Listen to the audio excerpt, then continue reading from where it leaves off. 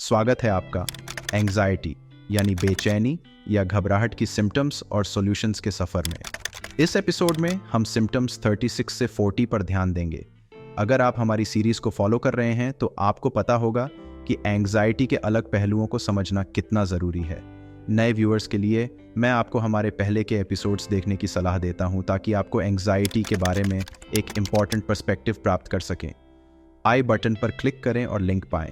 चलिए अब इन लक्षणों को विस्तार से समझते हैं, उनके इलाज और हकीकत की कहानियों के साथ। शुरू करते हैं सिम्टम 36 से, फियर ऑफ डेथ यानी मौत का लगातार डर। एंग्जाइटी से अक्सर मौत का ओवरवेलमिंग और लगातार डर उभर सकता है जो आम जिंदगी और मेंटल हेल्थ पर असर डाल सकता है।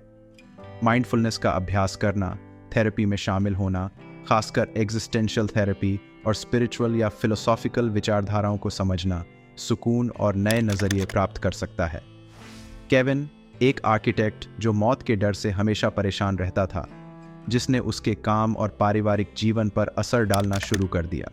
मदद की तलाश में उसने एग्जिस्टेंशियल थेरेपी का सहारा लिया, जिसने उसे अपने डरों को समझने और उनके साथ हार्मनी बिठाने में मदद की। उसने फिलोसॉफिकल बुक्स को पढ़कर और मेडिटेशन प्रैक्टिस करके भी सुकून पाया, जो उसको नापसंदगी और मंजूरी की एहसास दिलाया, जिससे उसकी लाइफस्टाइल में सुधार हुआ और वह अब अधिक खुशी महसूस करने लगा।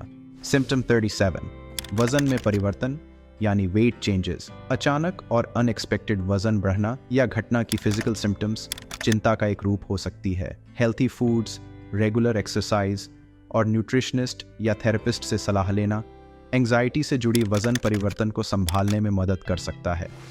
ममता एक डिजिटल मार्केटिंग स्पेशलिस्ट है जो एक स्ट्रेसफुल प्रोजेक्ट के दौरान सिग्निफिकेंट वजन घटने का अनुभव करती है। अपने हेल्थ के लिए चिंतित, उसने एक न्यूट्रिशनिस्ट और थेरेपिस्ट से सलाह ली। आहार और स्ट्रेस मैनेजमेंट टेक्निक्स के माध्यम से धीरे धीरे उसने अपना वजन फिर से कंट्रोल किया और स्ट्रेस से निपटने के लिए हेल्थियर वेज सीखी, जिसने उसके फिजिकल और मेंटल हेल्थ दोनों में सुधार किया।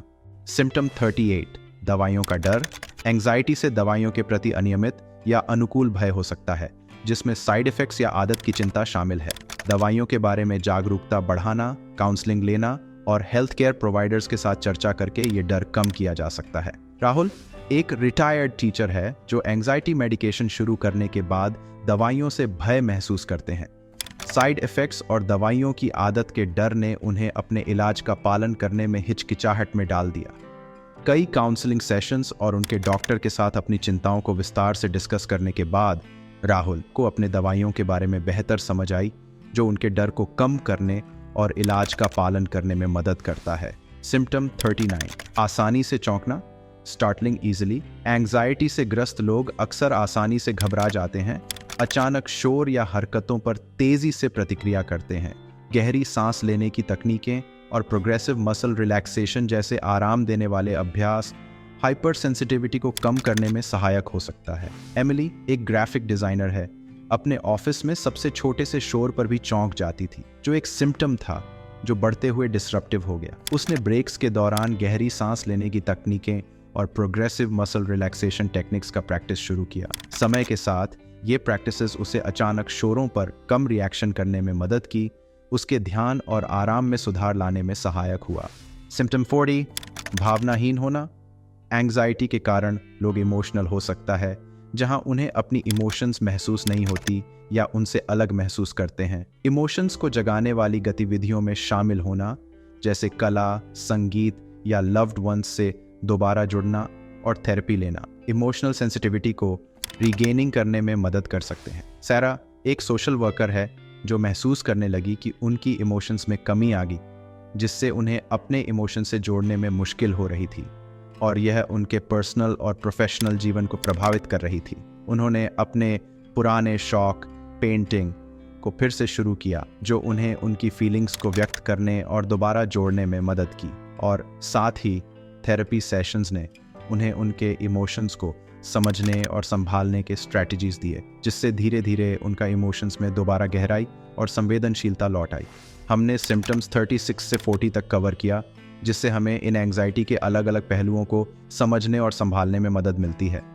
अगर आपने इनमें से किसी भी सिम्टम्स का अनुभव किया है या आपके पास प्रभावी रणनीतियां हैं तो कृपया अपनी कहानी कमेंट्स में शेयर करें। आपके अनुभव हमारे समुदाय के लिए बहुत मूल्यवान हो सकते हैं। हमारे अगले एपिसोड का इंतज़ार करें, जहां हम एंग्जाइटी और उसके प्रभाव पर और अधिक चर्चा करेंगे। अधिक ज्ञानवर्धक कंटेंट के लिए लाइक, शेयर और सब्सक्राइब करना न भूलें। एंग्जाइटी यानी बेचैनी की सिम्टम्स और सॉल्यूशंस के सफ़र में हमारा साथ देने के लिए धन्यवाद। अगले एपिसोड में मिलते हैं। Thank you.